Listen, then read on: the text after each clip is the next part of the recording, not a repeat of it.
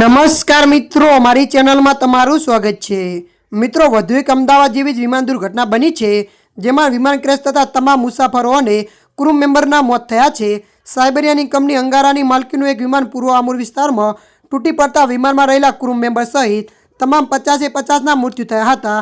આ વિમાન ટેન્ડા શહેર તરફ જતું હતું। ચીન સરહદ પાસેના આમુર નદી વિસ્તારમાં આ વિમાન તૂટી પડ્યું હતું। તે અંગે તે પ્રદેશના ગવર્નર વાસી આબોએ કહ્યું હતું કે તે વિમાન પડી ગયું તે પૂર્વ કેટલાક સમયથી વિમાન રડાર ઉપરથી પણ દૂર થયું હતું।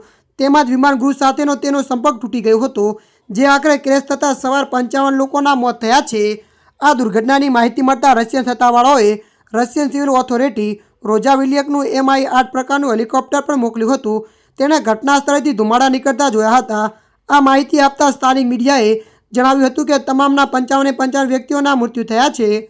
ત્યારે મિત્રો, હાલ માટે આટલું। મળીશું નવી અપડેટ સાથે। જો તમને અમારો વિડીયો પસંદ આવે, લાઇક, શેર અને સબસ્ક્રાઈબ કરી નાખજો। ધન્યવાદ।